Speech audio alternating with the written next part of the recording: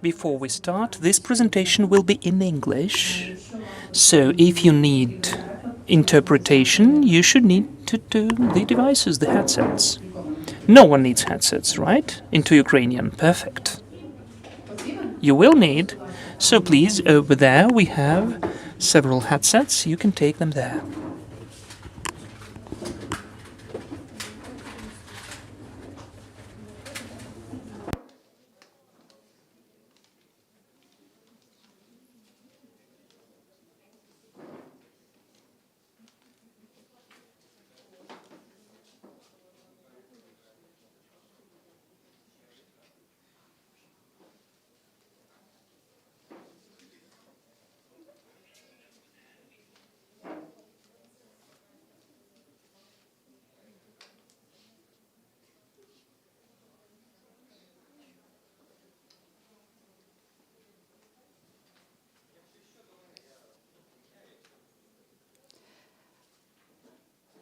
Good evening, everyone.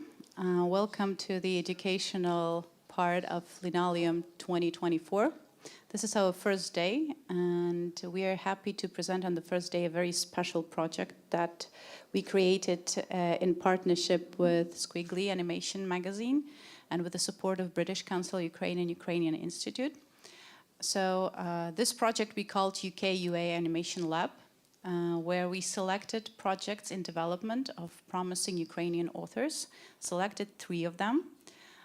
Throughout the summer, the girls had mentoring sessions with UK producers and directors to make a perfect pitch Bible for their project and be able to pitch it abroad as well. And the next stage, after pitching it here at Linoleum, they will be able to present it at Manchester Animation Festival.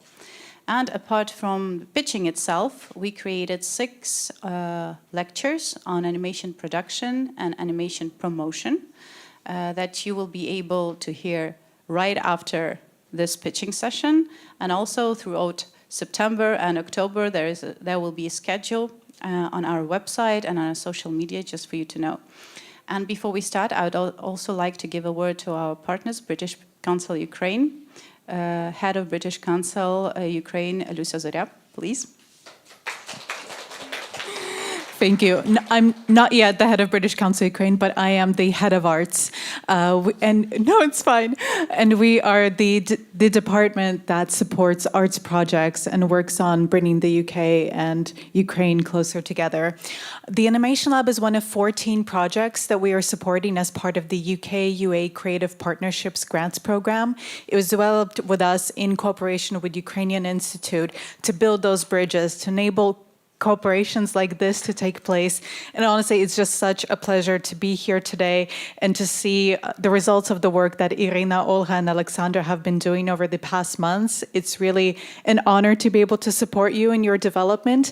And we hope that this experience will give you a wider outlook and new ways to work with your creative practice. It's also huge an immensely valuable thing that a lot of these online sessions will be publicly available so that anyone can find out about how to work with animation. So I would really encourage all of you to follow the online lectures that will be taking place over the next couple of months. And just a huge congratulations to Linoleum Festival and to Skwigly Online Animation Magazine for pulling this off. It's extremely difficult to find partners that you can work with and to be able to make things happen, and it's our pleasure to be able to support you.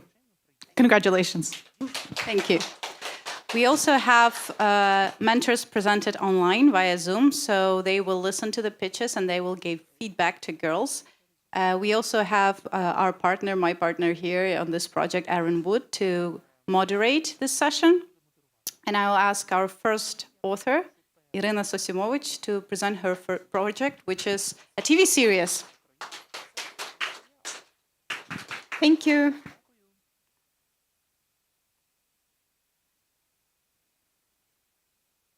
This one. Okay. I'm sorry. I'm so nervous. My name is Iryna. I'm from Kharkiv, and I'm an animation director and animator.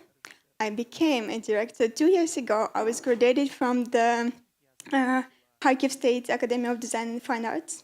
And during my study, I made little tiny short films.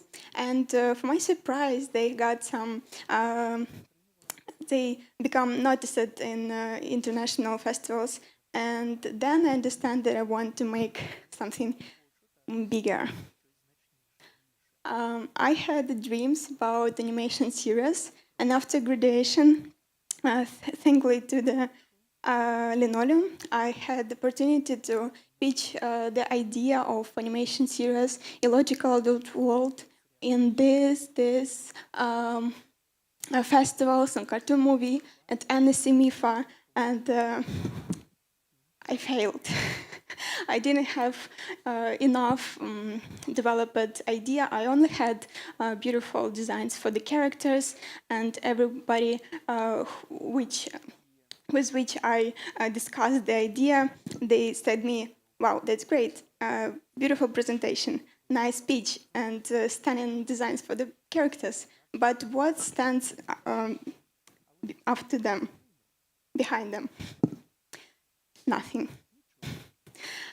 They told me that I don't have a name in industry. I only had students' films, and they can't give me money to production this series because I'm not experienced enough. And I understand that they need to make something that they already knew how to do, but make it bigger and more professional. So I took the main character from the series, Olexa, and started developing the short film about him. This that's already in production. This short film will be about the war, the experience of Ukrainians, and in deep understanding what's happening with your psyche. And that's really a personal story, and it will be really serious and misunderstood. The short film, I gave it to pitch for national funding, and we won the grant for the production, and already we made like 18% ready. And misunderstood will be the first step for me to drive in the animation industry, not only in Ukraine, but in Europe and maybe all around the world.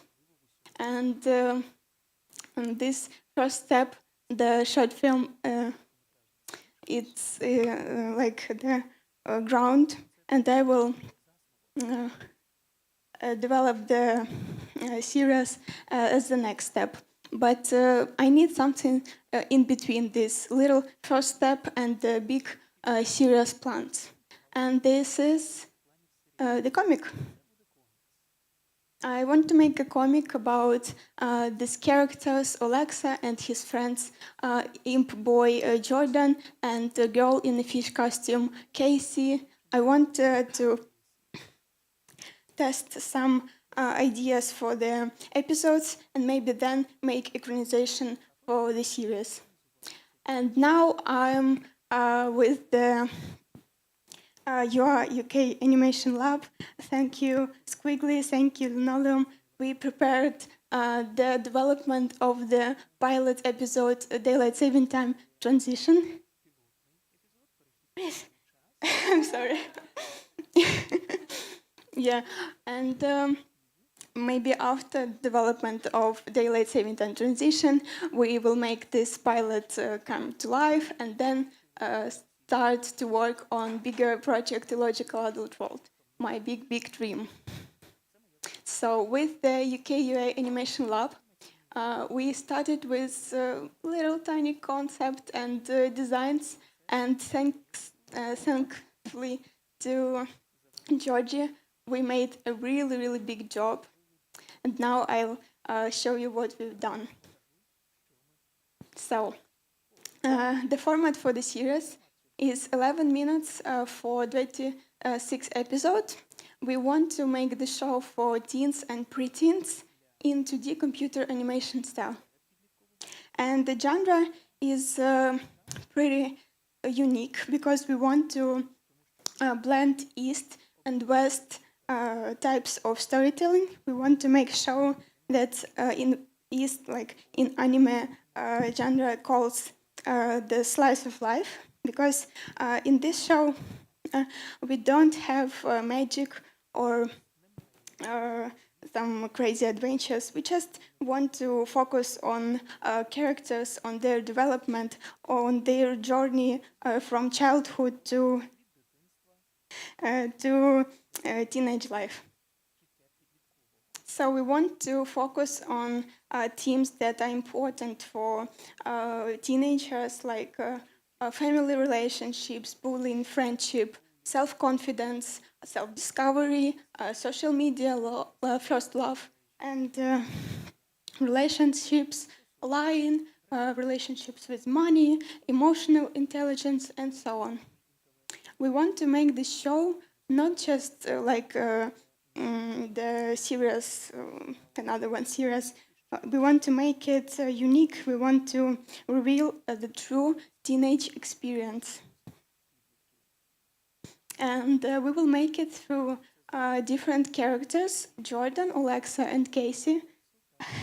They are really not the same. They have different characters. They have polar archetypes, and I think we'll gain audience who will associate with one of them, because Jordan, for example, he's an imp, he's a troublemaker, he's the comic relief of the show.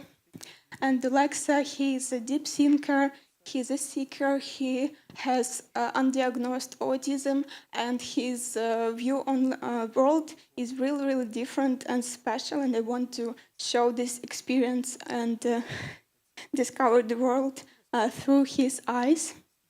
And Casey, she's really, really shy girl, but she has a big heart, and maybe you want to ask why she is in a fish costume.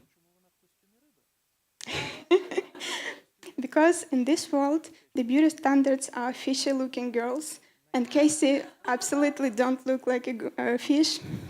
So she wants to fit in the society, and she wears this uncomfortable big fish costume. I want to make absurd from the unrealistic beauty standards through Casey's story. So with the UK UA Animation Lab, I gained so much. I didn't know anything about series production, and Georgie showed me her beautiful, big, and absolutely excellent project Bible, and I discovered that I need to make the episode DNA. And for the series, this is really important because when you went into the production, want to find the partners, the funding, you need to show them the DNA of episodes, like what will happen through one episode to another. And I want each episode starts with everyday situation that is familiar to many of us, because we are teenagers, and something triggers teenager, because in this age everything seems so important, and something happens and triggers the escalation of character reacts, and the tension escalates, and then something characters go through a reflection and finds the resolution effort. And then the emotional resolution happens, and here's the lesson of the episode reveals. This is an important part for the series because I want to make it special through. I want to bring into the story the lesson, the moral, and don't want to make it too educational, like, to force viewers to understand something important, like you don't need to lie, you need to have a good relationship with your parents and bring back from school the good marks. I want to make it okay. And then everything went to normalcy, and the characters grows a little. But in the another episode, everything starts with another team.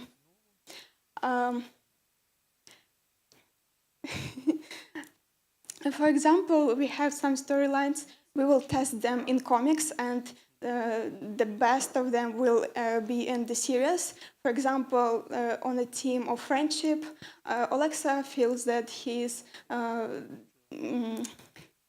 like don't his friends don't need them. Like he's short and unnecessary. I think everybody had this feeling.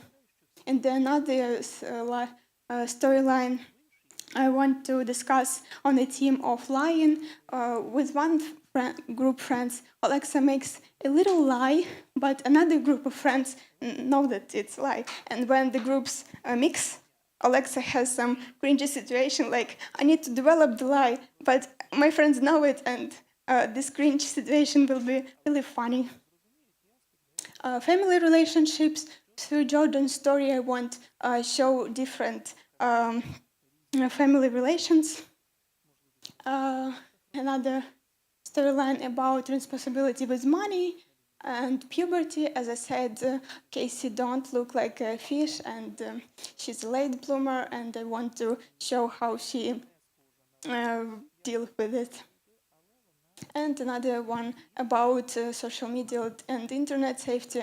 Like, Jordan wants to be popular in the chat, and he starts to tell personal information about his friends.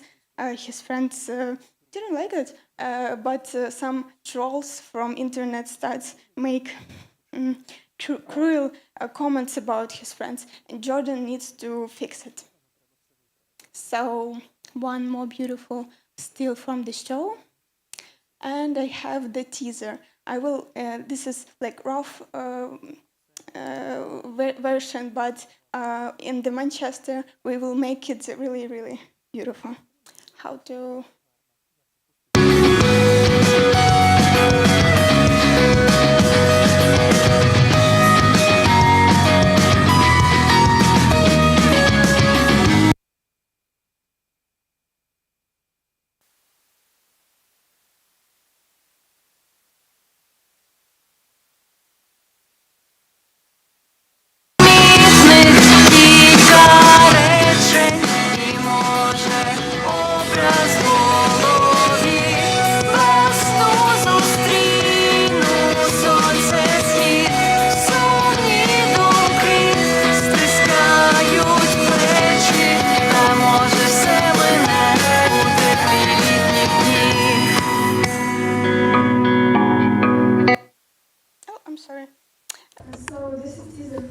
Це тизер пілотної серії про те, як друзі знаходять будинок і хочуть його відбудувати, реконструювати. Тут ви чули музику групи «Ревіт», українського гурту. Ми хотіли створити інтро та аутро для нашого серіалу, вступну та кінцеву тему, і плануємо зробити серію про те, як наші персонажі дуже хочуть потрапити на фестиваль, де гратиме цей гурт свою музику. Але мама Кейсі не дозволяє їй поїхати на концерт. Або Олекса також сумнівається, чи йти. Тож Ми створили певний мерч, можете його знайти на ярмарку. А це моя продюсерка Міра. Я її обожнюю. Я в неї просто закохана в її енергетику, і вона допомагає мені стати кращою професіоналкою. Ми прагнемо знайти можливості фінансування та партнерів, які допомогли би нам втілити цю ідею серіалу в життя. Дякую. Thank you. Дякую. Гадаю, що ми продовжимо одразу, перейдемо до другого проєкту, бо часу в нас небагато, а відгуки ми послухаємо одразу про всі 3 проєкти після всіх презентацій. Отже, другий проєкт – це короткий метр Ольги Гаврилової, який має назву «Вареники з вишнями». Вітаю усіх. Я надзвичайно рада бути тут. Почнімо. А клікер?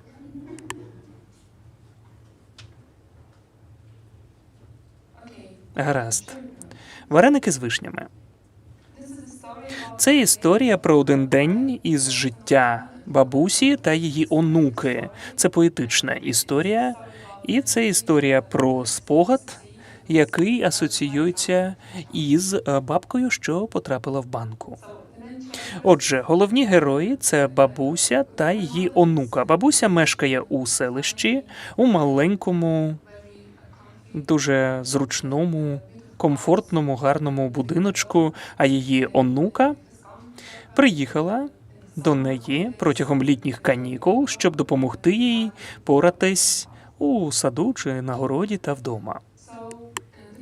Отже, головна персонажка – це бабуся. Вона дуже добра,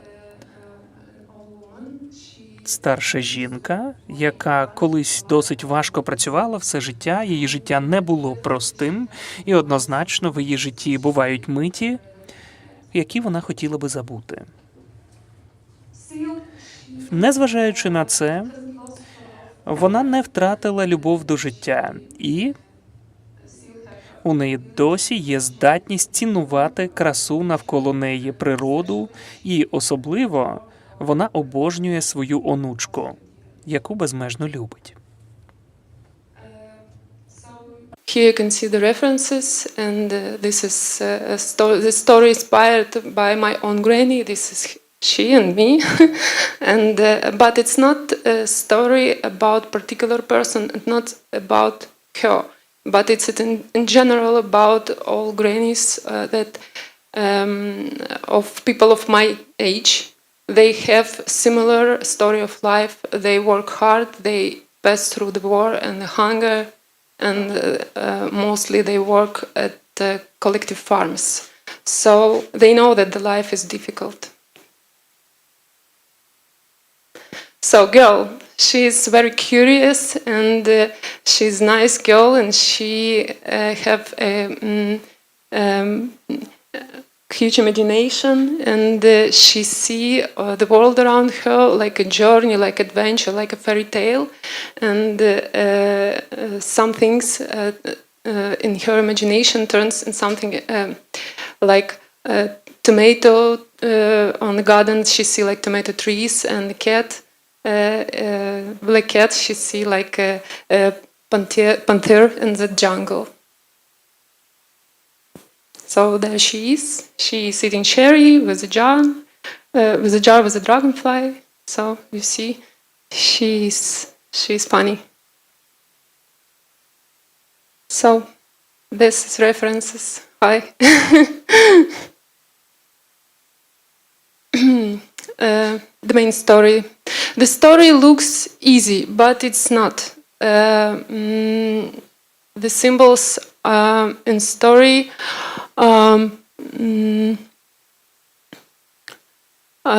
telling about some not very easy things.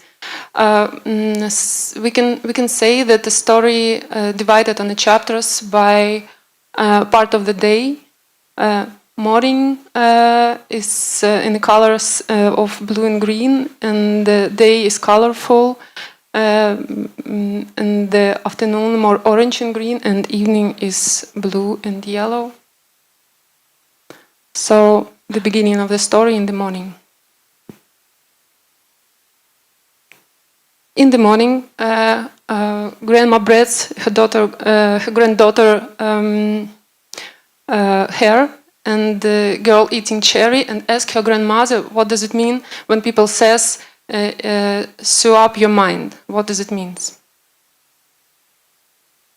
And the granny explains to her that it's an old superstition, and that you shouldn't sew anything on yourself, or you will sew up your mind and you will forget your name. But in general, I think it means not only this, but it means that you will miss something important in a very crucial moment. Day. So they set off to the garden by the river, passing through the field, and they see in there power lines, which in the girl imagination turns into huge iron strange creatures.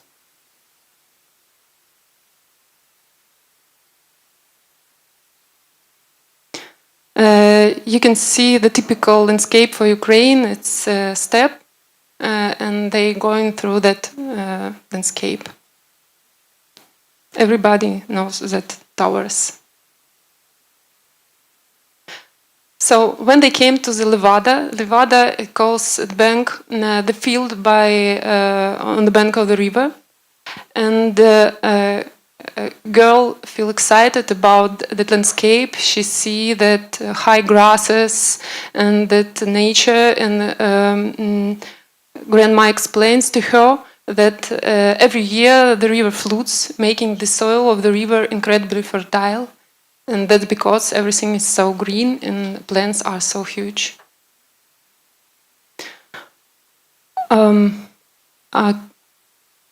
There must be okay.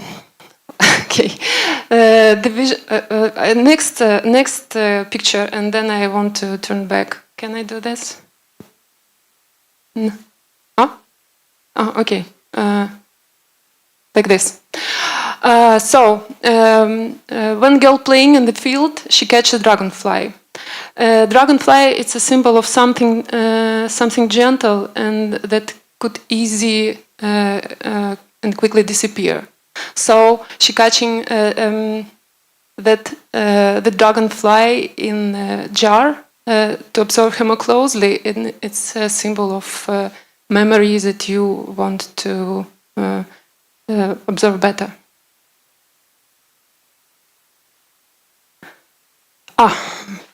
Sorry. Contrast and comparison. The visual storytelling is built on the technique of contrast of a small person in a vast world where their suffering seems insignificant.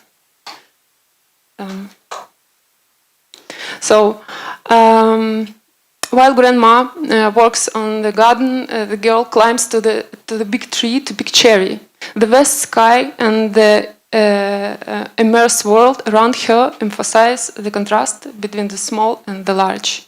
So I'm playing this game all of the time, and I'm compare in here a high sky and that little girl, and then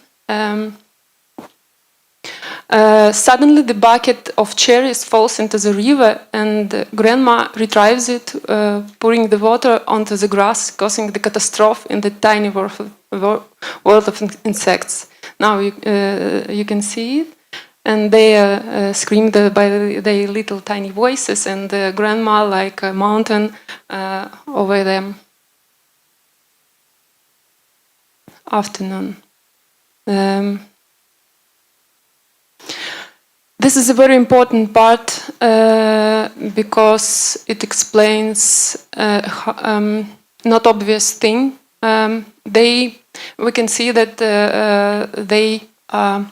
grandma and her granddaughter struggle to push bicycle loaded with big bags with vegetables, and in this moment grandma tells her granddaughter that she remembers times when there was hunger and there was nothing to eat, and it contrasts with all of that lush nature around them and all of this vegetables that they grew up on this garden. So it's in this moment, everybody have to say to them, we wonder how is it could be on such a lush nature in such earth. On the way home, they have to wait for the train that on the passing. And they staying beside the train and looking how in the windows of the coaches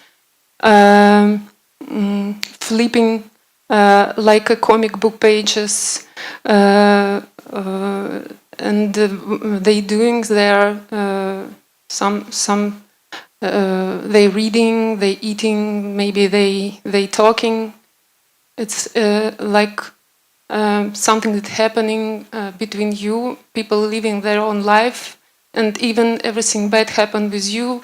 In general, they doesn't care. They live their life.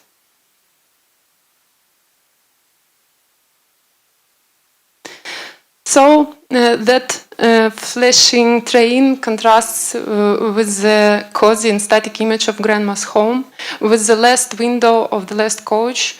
Last window of the last coach turns into the window of Granny's house. Let's look what's inside. Evening. In the evening, Grandma's cooking in the kitchen, and she humbling song to herself, and girl plays with the dragonfly that he caught in the jar earlier, and she softly sings along with the granny. Yeah. So we can see the poetic details on the back. We can see various photos on the walls that tells story of grandma, about her years, about her family, about her husband, and the general thing that we can see, it's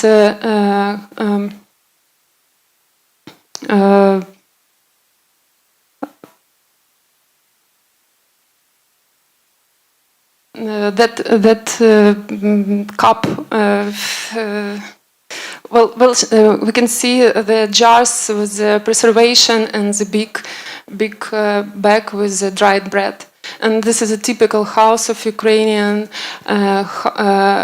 village. We can see a high metal bed with a stack of the pillows like a pyramid, and always it's clear, and many rugs and carpet on the wall, and laces, curtains on the window, and icon with towels with Ukrainian embroidered.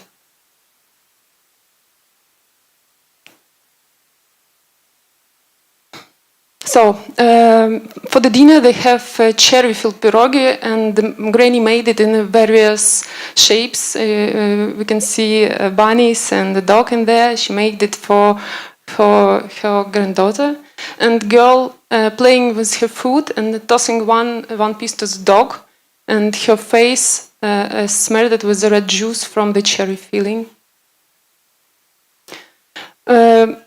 Grandma doesn't like it because she didn't like when playing with the food, but she don't say nothing. She only sighs, lost in thought, and she gently wipes the girl's face, and then she continues their morning conversation. She says, sometimes even you, if you sew on 100 buttons, you still won't forget.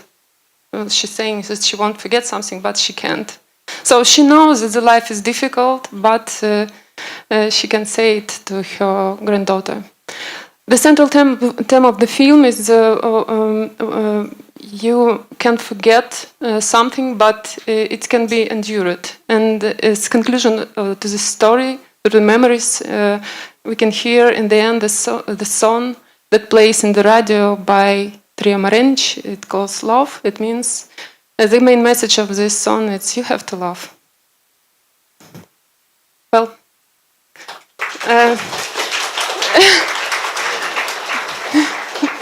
about style of animation, no. So, okay. Okay, I tried. Okay, so any questions?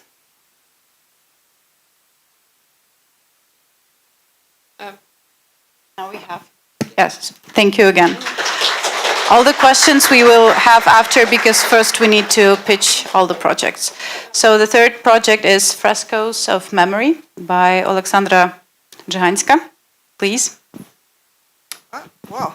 Whoa. Всем привет. Hello, everyone. Привет. I will continue with the grandma stories. So my name is Oleksandra. I'm a Ukrainian filmmaker, animation filmmaker, and I live currently in Vienna, Austria. That's me. I come from Bessarabia. It's a historical, distant region in the south of Ukraine. And probably many of you know it now, but when I first came to Kyiv to study in 2006, it was not the case. Whoops, back. And this is me and my grandma Kira. I spent all my summers at her place, and these are the best memories of my life. I was also her best traveling companion. She took me everywhere she went, and also my first trip abroad was with her. We actually even went to Amsterdam together. I don't know how many of you can say that. And living her life, most of her life under the Imperial Soviet rule, she always taught me that freedom is the most precious human value. And with the start of the full-scale invasion in Ukraine, I think now it's obvious that people are fighting for the right and freedom to be who they are. And me, coming from a Bulgarian family, from a predominantly Russian-speaking region in Ukraine, I had always troubles to define myself. So in the search for answers, I decided to dig deeper in my family history. And this is also me and my grandma, my grandpa, my cousin, my aunt. In June 2021, just 4 months before my grandma's death and 8 months before the full-scale invasion in Ukraine started, I recorded an interview with my grandma in her home, right here. These are actually the photos that I took back then. And this was also the last time that I saw her. And this is where my project began, with this interview. So I will play you a short. Фотографии ты должна снять, показать тебя там. А где-то у меня сейчас потом найду. И вообще тебе их, наверное, отдам, потому что они мне... Отдавай. Отдам, ты же... I'll give you the pictures because you will save them. In this interview, my grandma talks about her experiences growing up as a Bulgarian minority, as the Soviet Union occupied the region, and the foreign Russian language was imposed on her and the whole village. And my family became immigrants without even moving out of their home. This is also a short excerpt from the interview. Бабушка Таня, дед Иван, а это дед Степан, мамин брат. Мамины родители, это мама, это ее папа, это ее брат Степан. А вот мама моя, она была из зажиточной, из, так сказать, с кулацкой семьи, как все это называли. Такие забрали у них дом, советы выгнали их, забрали все, что можно было. И это дядю этого Степана, вот этого маленького, судили и посадили, не знаю, 5 или 6, он долго сидел. Долго сидел. Да. She wanted to become a doctor, but while entering the medical institute in Chernivtsi, she didn't know that her identity was a threat to the Soviet government. She, in the story, she tells family. She tells family history, she tells personal stories, she reflects on the communist rule and its impact on people, and also her perspective on it, and reflects why societies like that can't exist for too long. During these last months of the UK UA Animation Lab, with my amazing mentor Lizzie Hobbs, I was able to develop my initial concept and also develop new ideas. So I approached the documentary material that I had, strengthening my understanding of who I am. I also started visually recording my ideas, thinking about my perspective in this story. I was able to collect metaphors for the animation and to represent my vision, because this place has been always magical to me. And for example, this is a picture that my mom sent me when just during one of the winters, a group of owls came to spend the whole winter in the village, which is very special, I think. And I also worked on the production design and characters. I think donkeys have to be included everywhere. I don't know. They're very underrepresented animals. And the initial idea is to use watercolor backgrounds and 2D digital animation. So I also did some tests. I will show you one. До 41 года жила я с этими своими дедом и бабушкой, с дедом Семеном и с бабушкой Ликерой. Бабушка из украинского рода, дедушка болгарин. И с родителями жила тоже вместе. My grandma lived most of her life under the state system that no longer exists, and she never supported its ideology. Nevertheless, the remnants of this system are still influencing our world now, and we confront the consequences of its existence.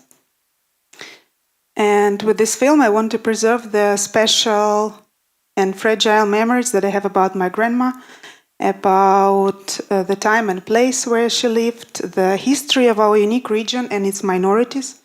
And I think now our heritage matters to us more than ever.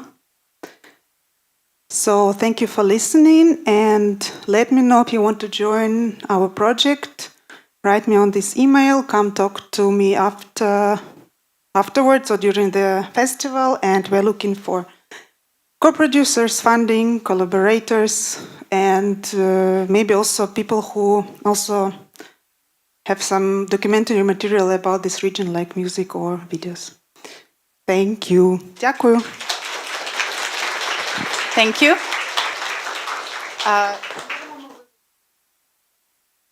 And so now it's time to give the word to our mentors so they can give the feedback to the girls' pitchings.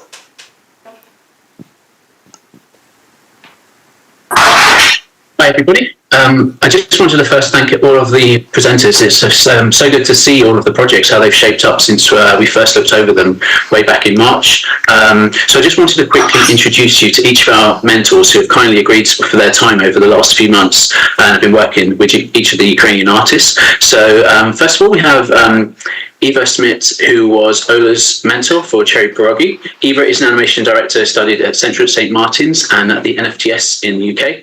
And commercial portfolio includes live action, animation, hybrid video for Galaxy Chocolate, animated sequences for BBC documentary This Is Joan Collins, and music videos for Universal Music Group. And in her work, Eva likes to tell bittersweet stories that explore cultural identity and memory using textured, analog techniques, which we thought was a perfect kind of combination for Ola's film.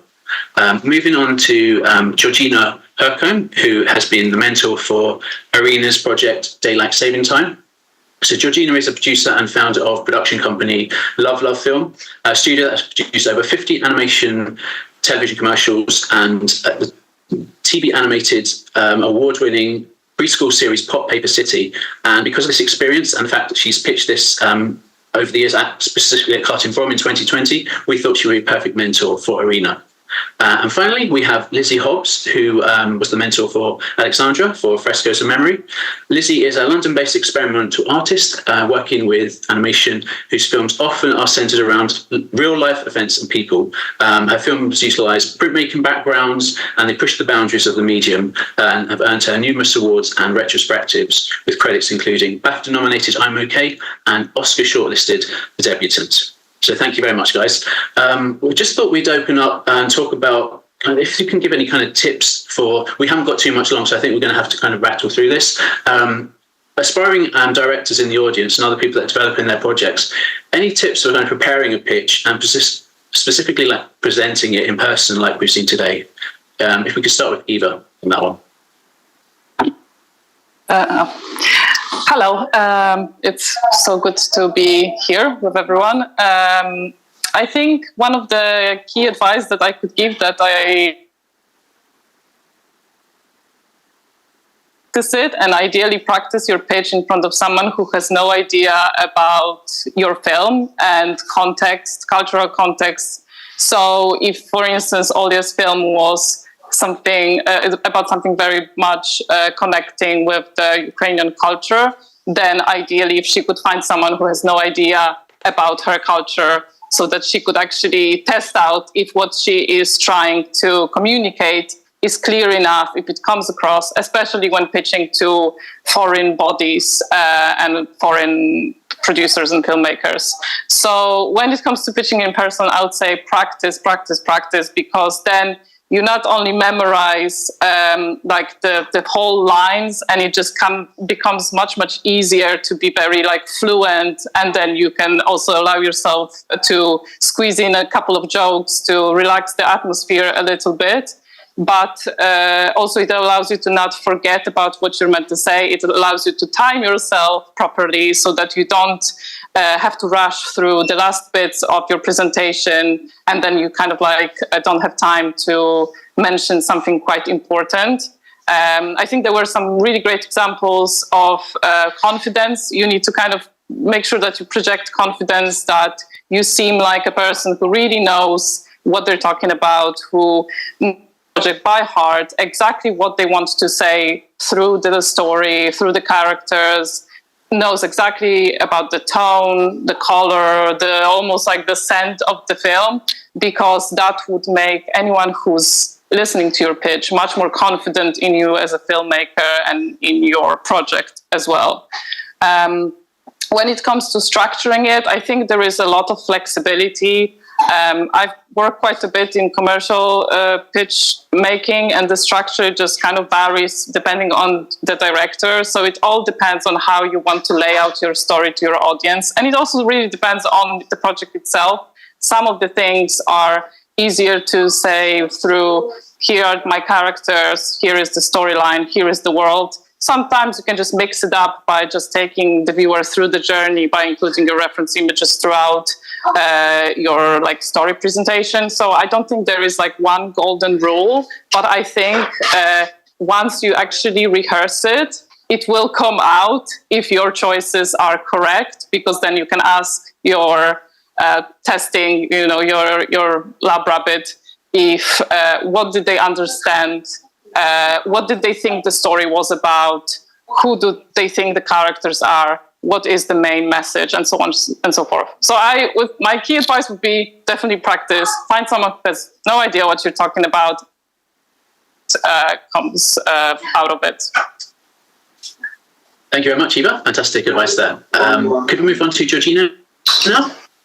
Yeah, I would love to echo the same kind of advice. And hello, everyone. Nice to see you all there. And congratulations to all the girls and all the ladies that have done today. It's so like tricky, and I've also been in that position where you're standing up and forgetting words, and it's obviously very nerve-wracking. So well done for today, because I thought you all did such a good job.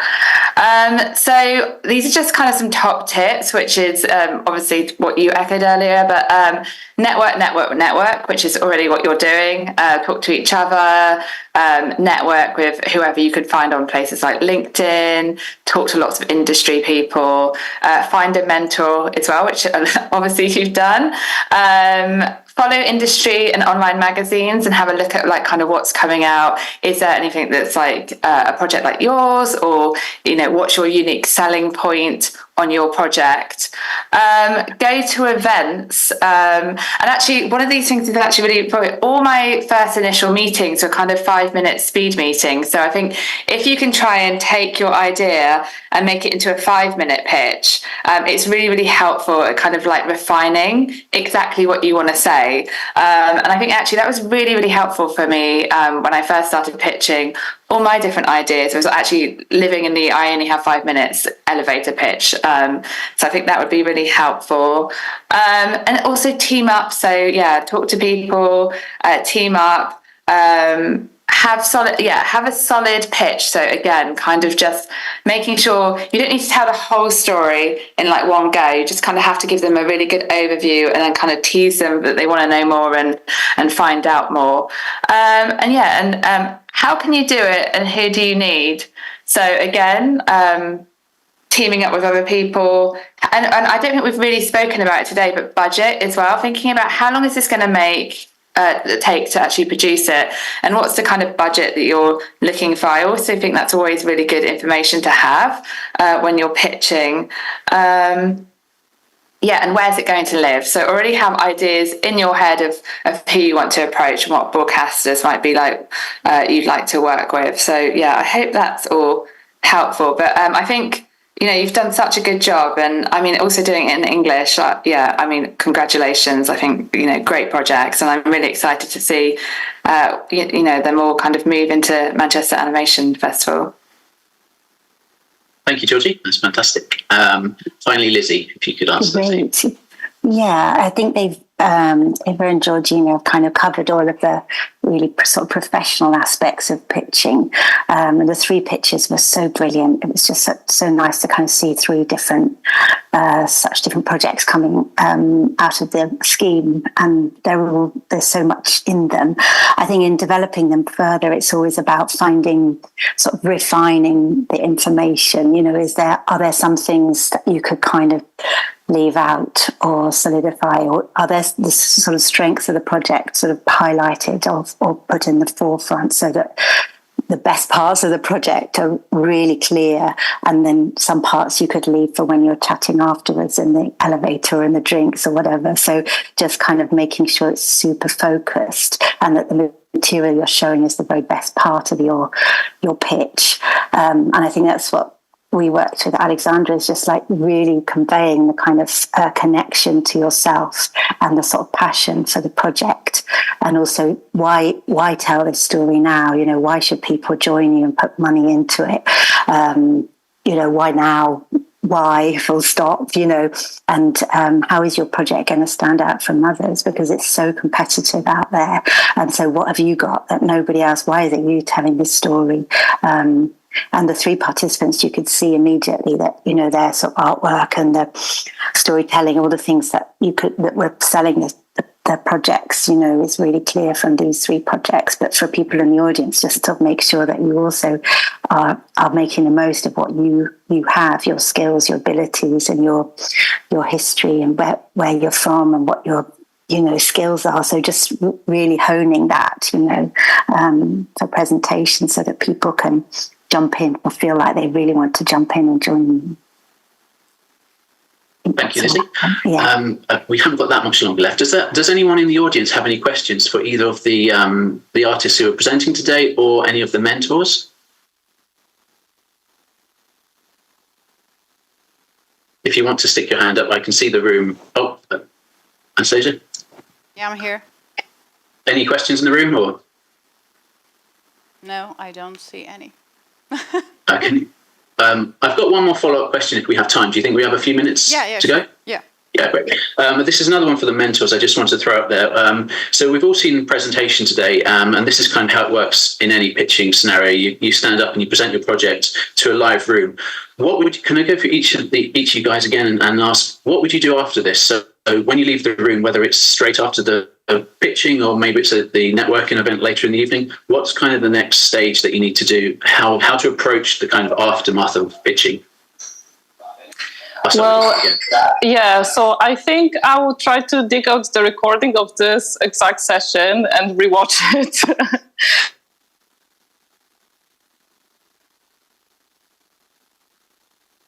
Actually like make that idea clear or not.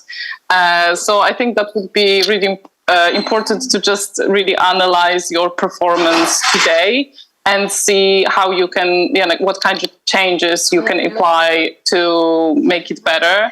I think taking some of the tips from the other mentors and applying them to your pitch would be very useful, such as like, I guess for Olya, maybe I would consider simplifying the structure of the story bit of the pitch, making it a little bit snappier, maybe more focused on the metaphors and less on the actual like story progression, something like that. Just something to basically just, as Georgina said, just give more of a teaser of like a taste of what you can expect in terms of like a fully fleshed out short film, rather than the whole like story, the whole narrative outline at this stage.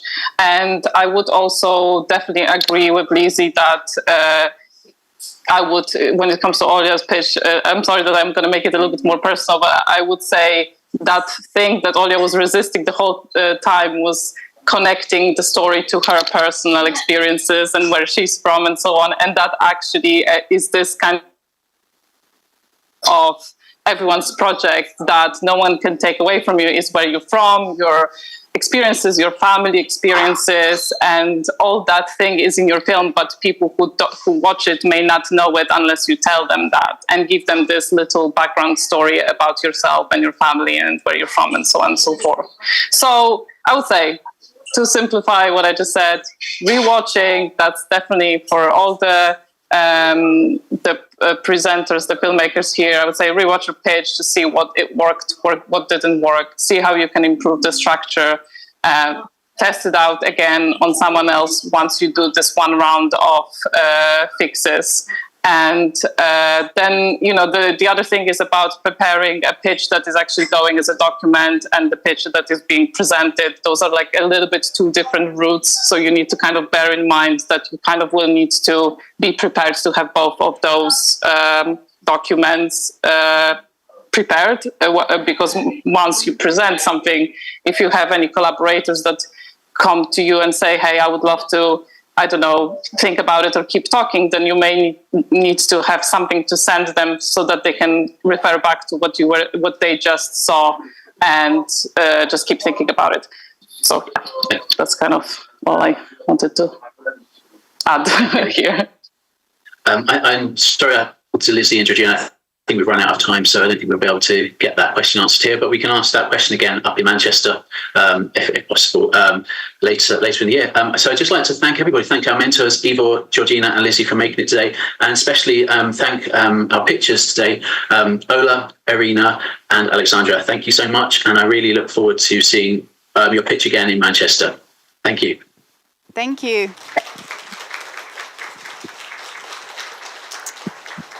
Okay, so this is basically the end of the first part.